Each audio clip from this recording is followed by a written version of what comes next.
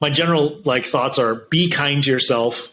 Know that this could last a little while longer, so you don't need to burn yourself out trying to make huge wholesale changes to your life. Right? Make the small ones. Have some small wins, and there will be a time where we'll be able to open up again. Welcome back to the new episode on the Transformative Purpose podcast. Today, we're going to talk a little bit about executive coaching. Why does one need to be coached? What is executive coaching? And what do we need to watch out for, since there are so many different types of coaches out there? You would just put in the keyword coach on the internet, on Google, you will find career coach, relationship coach, executive coach, you name it. And today I'm joined with Matt Ling. Matt is a certified transformational leadership coach, lecturer, public speaker, and founder of Coaching Collective. And this is the feedback given by one of his clients on LinkedIn. Matt helped me gain my confidence in one call. He was able to synthesize my core issue after being stuck for quite some time. His open, kind, yet direct manner gave me the confidence I needed to take the next step. And I will recommend him to people who are having trouble taking their next step. Welcome to the show, Matt. How are you doing? Great to be here. Thanks, Aaron, for having me. And thank you for the very kind introduction. I almost forgot about that recommendation. We all need to be reminded. No, Tell us something about you, Matt. Who was Matt? How did you become an executive coach? That's a fairly long story, so I'll keep it short. But yes, my name is Mac Ling. I live in Hong Kong, and I've been a coach here professionally for about coming on 7 years now. And prior to that, I had a career in technology, got an MBA, and then moved into product management at a wireless company in the US, and then moved to Asia in 2012.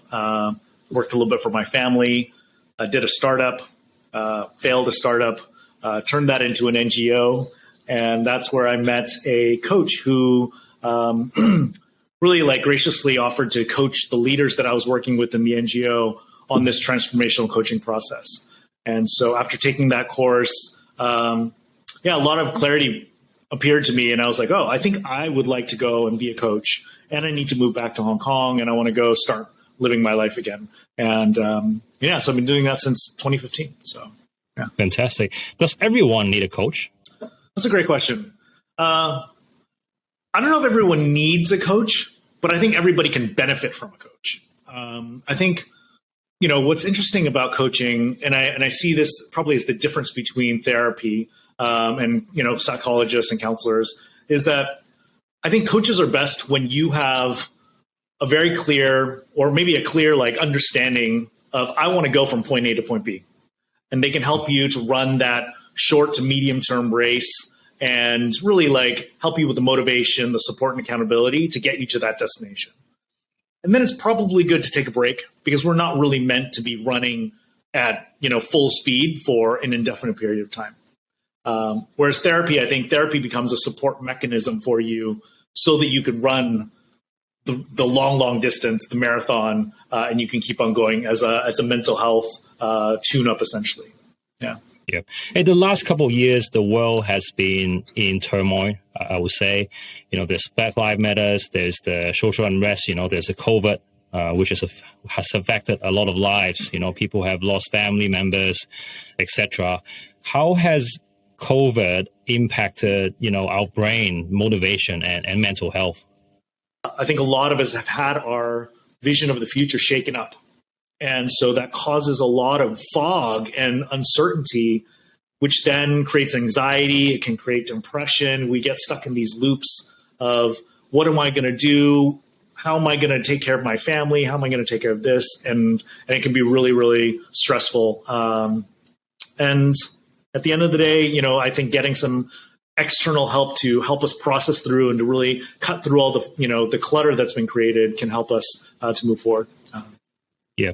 Hey, the world is not short of coaches. I think especially in recent years with the, advancement in technology and virtual conferences, meetings and whatnot, we've seen a surge in coaches.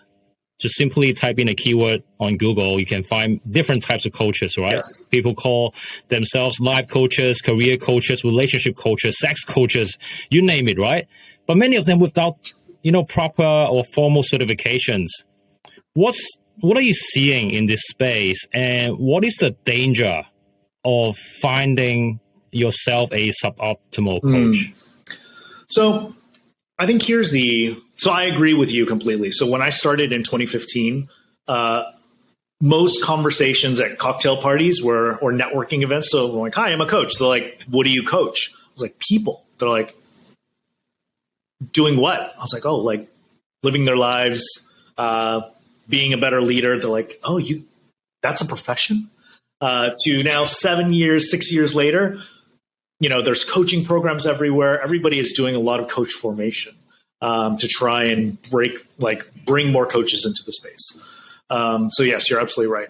And maybe it's not so much a suboptimal coach, but I think what the accreditation services provide. So ICF, which is the International Coach Federation, there's ICC, International Coach Community, I believe.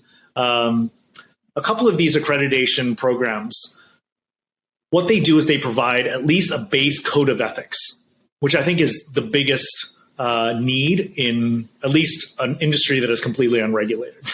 And so if we all agree to a code of ethics that say, hey, I'm not going to do therapy. This is, where my line starts and ends. I'm not supposed to do this. I'm not supposed to do this. And this is what was considered good behavior. I think that helps us to operate in a place where we know that the safety of our clients is in a good place.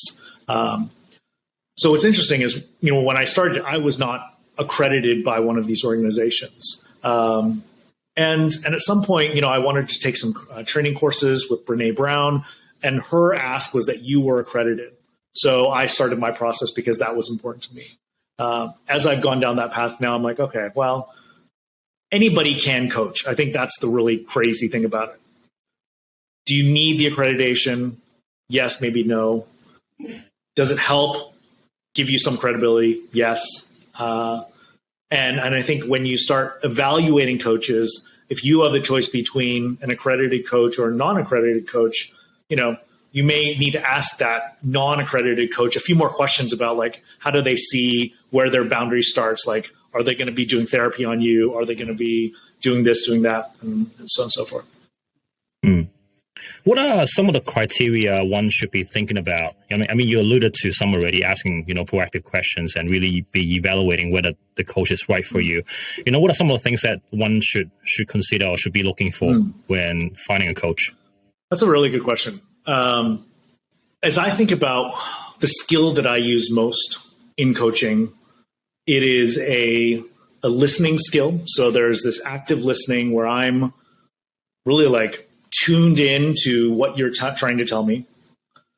And then there's this curiosity question around, can I be curious for my client while doing my best to sit in their shoes?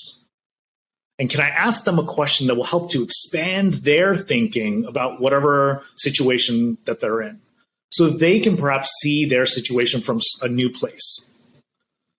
And so I think that's where, that takes a little bit of life experience.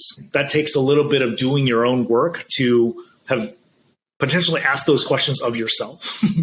And so I think, when you are looking at coaches, the best coaches are completely unscripted. They just sit with you, they hold presence, they hold space, and you can talk about anything, you go anywhere you want. When you start seeing or feeling like a coach might be thinking off of a list of okay, I should ask them question 2 and then question 6, and trying to piece it together. Giving you answers. Yeah. It may be more, they may just not be as comfortable asking those questions and then going off script. So. Potential red flags. Any red flags? Well, that's a hard one. I'll share something with you. Please. About a month ago. So I did some leadership coaching almost about 10 years ago. I was certified at the Hay Group, so I did a bit of executive coaching. I had a one-on-one conversation with one of our listeners. She just reached out to me and said she had some trouble. And then about 20 minutes in, she mentioned to me that, obviously I did not anticipate that, but about 20 minutes into our conversation, she told me that she had tried to commit suicide about a year ago. Yeah. So just want to hear from you, from your conversations, right? What are some of the red flags? When you're looking for a coach, correct? yeah, when you're looking for a coach, or even when you're during a coaching session, maybe something that the coach has said, or a reflection that you might have, Yeah.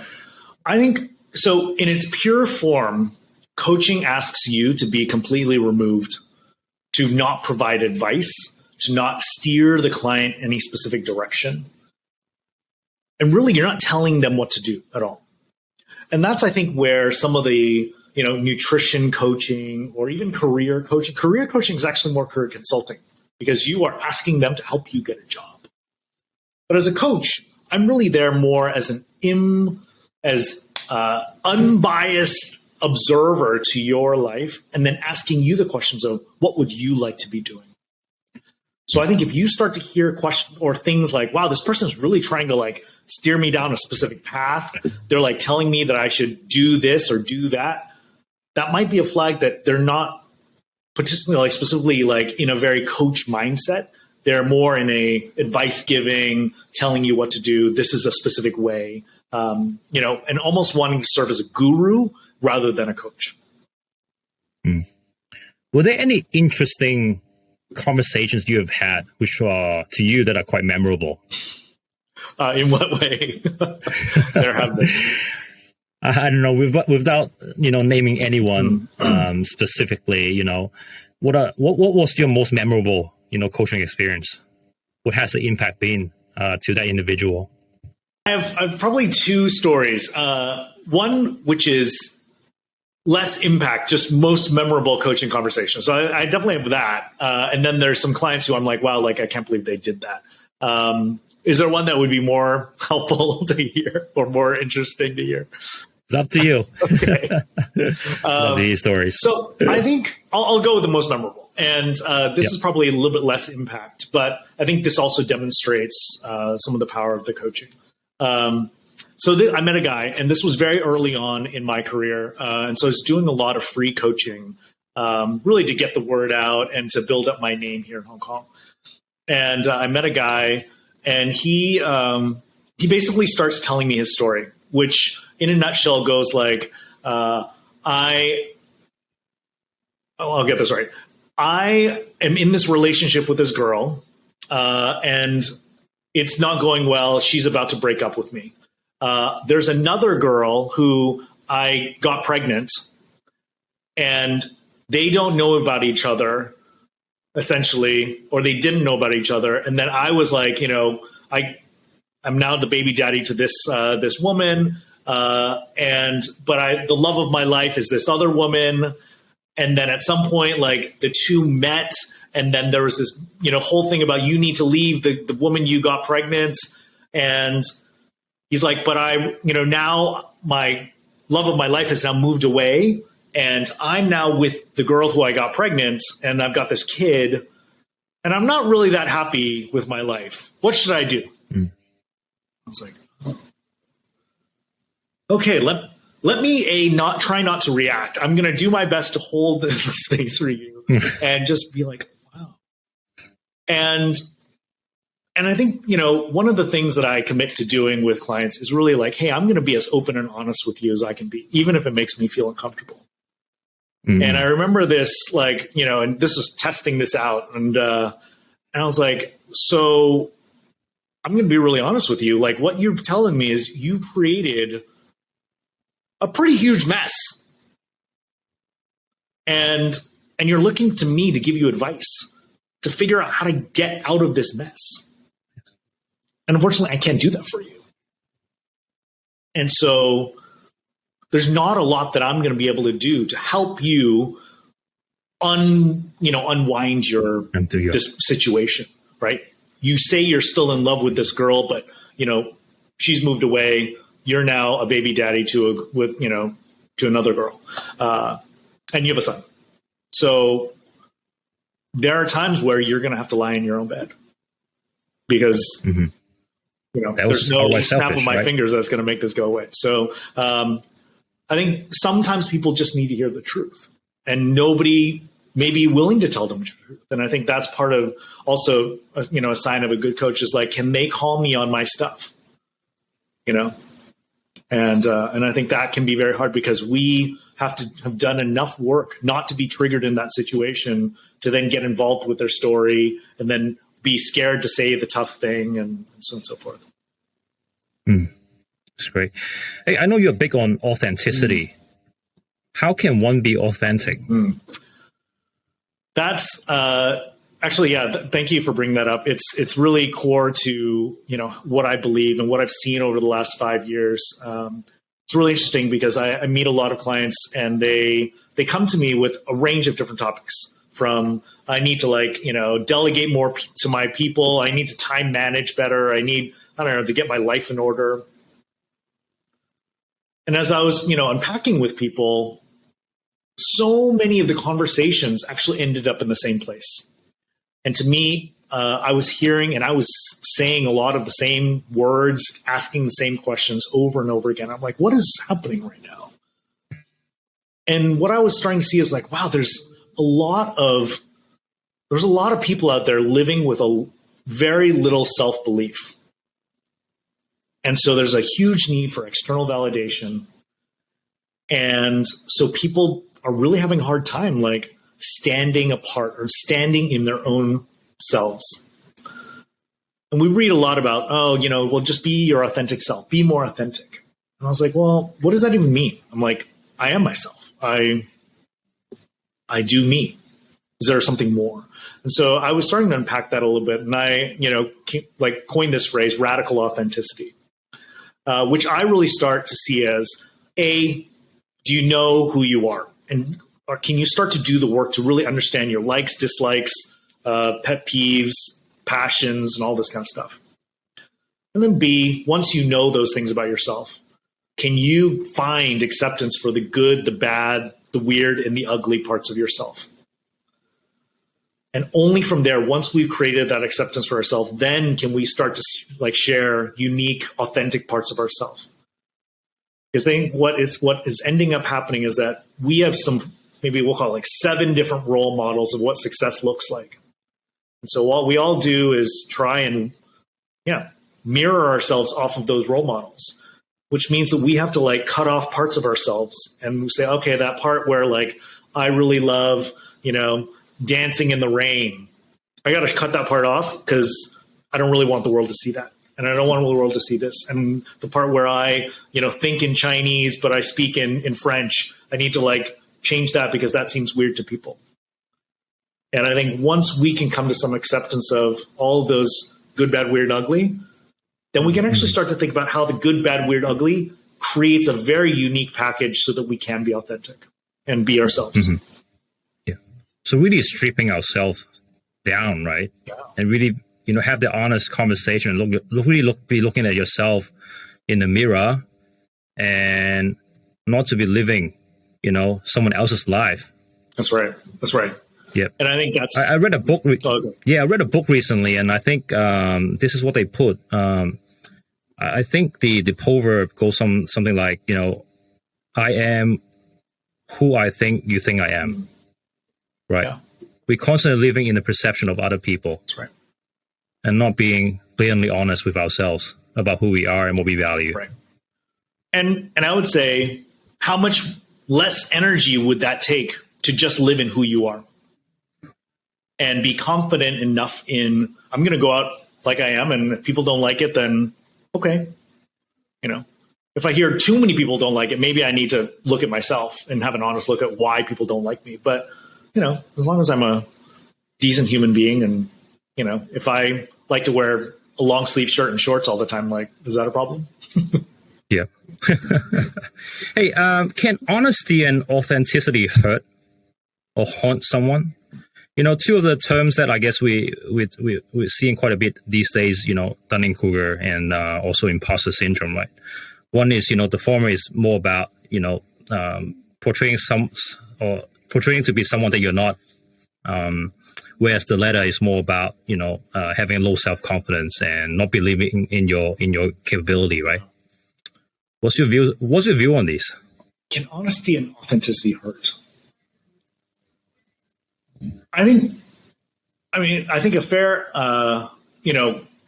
response to that question is really just what is the intention of your honesty or your authenticity, right? I can use honesty as a weapon to defame other people, to blackmail them. But if I have a good intention and like an intention to help support and raise up other people, then, or raise up myself, then that can be used in a good way. So I think authenticity also can be used negatively. I mean, just like empathy, I don't think we talk about this enough. High empathy people can also be very, very manipulative because they understand how other people work, they can put themselves in other people's situations, and they can twist things into a place of manipulation. Right. So I would say most strengths in excess become, I don't know, we'll call them derailers or areas of watch out. And I think that's where honesty at excess can also be very, very detrimental to both society and to individuals. Yeah, that's an interesting point that you brought up. And some people are highly skilled at empathy. And like you said, using authenticity, honesty to their advantage in getting what they want, right? But if we come across with, these people in life, how should we manage these conversations, or how should we manage these relationships? I mean, this is tough. This is tough because I'm only asking tough questions because you're a coach, man. Yeah. That was a great question. Because in some cases, you will not know. That's the really ugly truth about people who are very skilled at emotional intelligence. High EQ people generally are very charismatic. You could even call some, like, they can go into the place of cult leader, right? Because they're just so easy to follow. You're just like, wow, they're so captivating, So the questions start to become, okay, I need to have a critical thinking mindset to ask the tough questions. Okay, do I think that everything this person is saying is amazing? And if yes, then maybe I need to evaluate my capturedness by this person. And I think, the really interesting part of where, the dark side of this goes is that people who are sociopathic, who essentially don't feel any pain when they cause other people pain.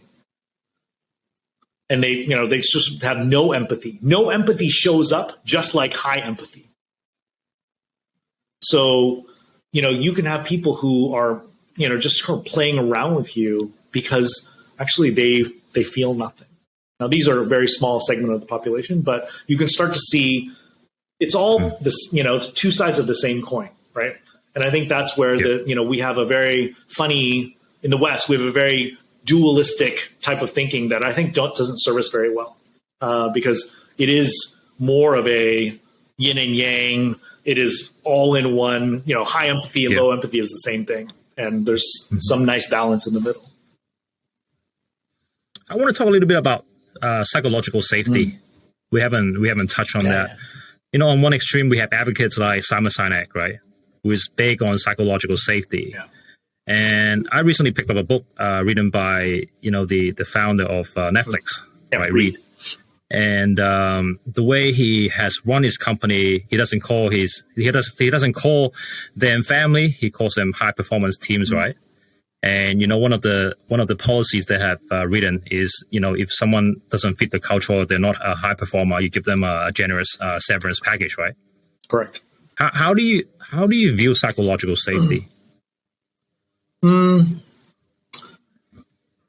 So, I think for people who've studied this, right? So this all goes back to a Google study that got released, 10 years ago at this point. And we all, people who practice in my space, in the leadership space, all have some belief that we need to create psychological safety because of this study. And I agree, it is important. When you start to think about, can I go and volunteer my voice in a meeting and not fear retaliation or somebody belittling me, so I feel safe to say something? Yeah, that would be very valuable. Because I think what we are seeing is that there's probably been an overemphasis on people who are very comfortable speaking up in meetings. And then they drive a lot of decisions. And then in other, and then those people who are like maybe not so confident or maybe need a little bit more time, like their voices don't get heard. So I think we're really starting to understand and see the need for diversity in the thinking. One of my clients is a company who is a globally remote company. So the majority of their discussion, the majority of their communications internally as a company is all done asynchronously.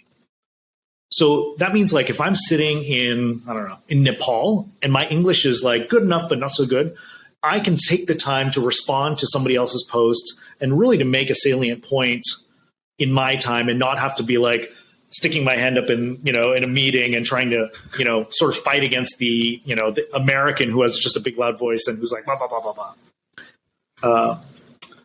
Because I think what we're seeing and what the conventional wisdom is that some of the best ideas are going missed because we're not listening and we're not being inclusive to all the voices in the room. So I would say, it's most important for that when we want to create a healthy work culture where people feel like they have a voice, that they're seen and heard, and that they have an input into how the business is growing or, running. Hey, you mentioned that your business has really picked up in the last couple of years, right? Yeah. I'm just curious to learn from you. What are some of the top conversations that you're having with your clients?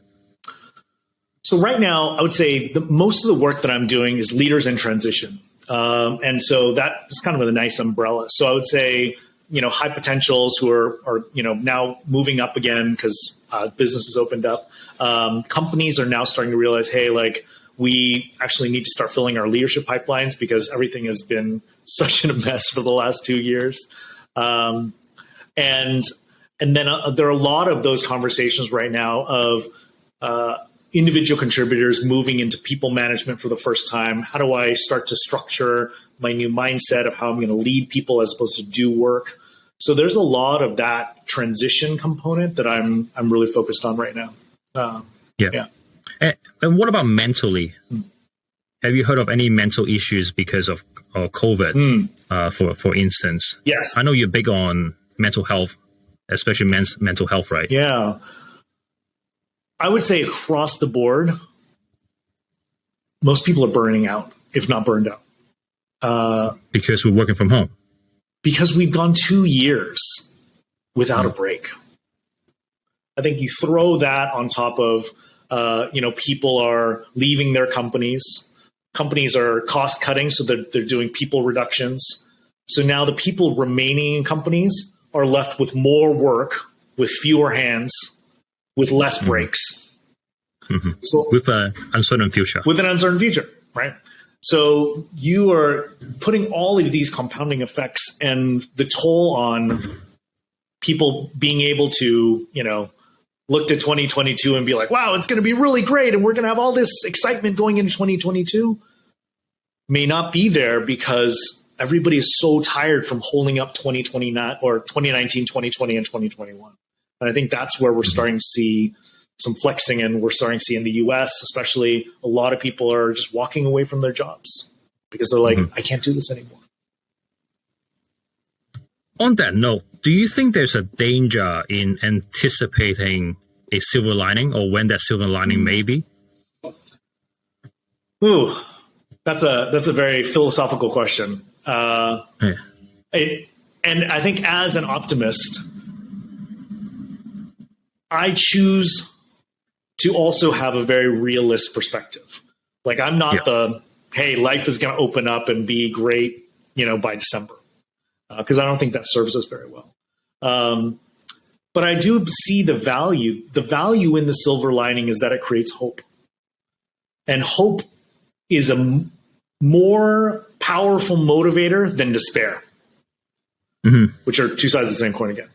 Yeah. And so despair is fantastic. Like I use the tool of despair with clients to get them moving. But generally, it's what hope is what will keep, and it's a much more sustainable motivator to keep driving along.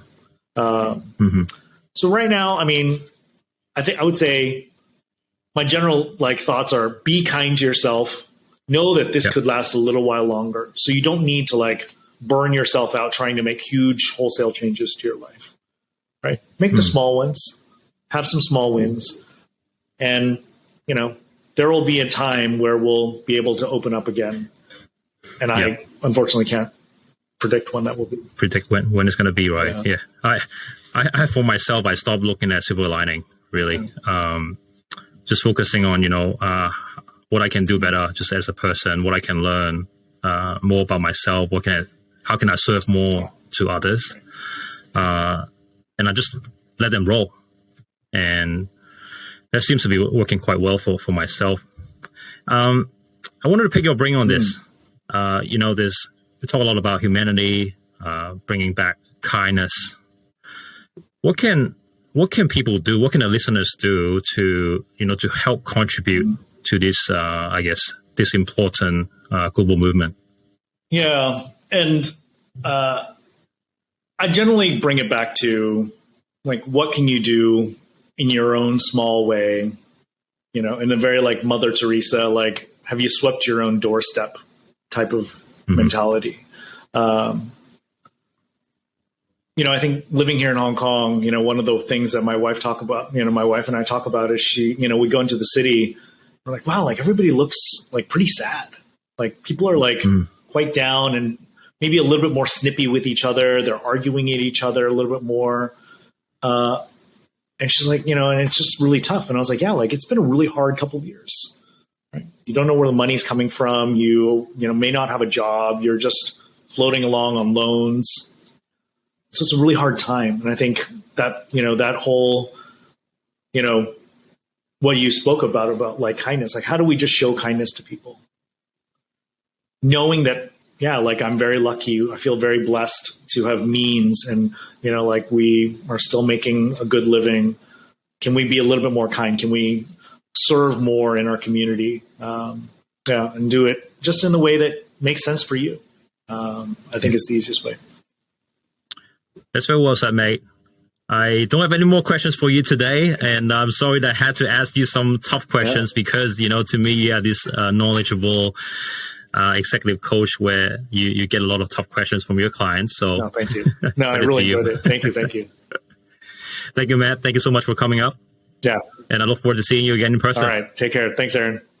Take care. Bye-bye. See ya.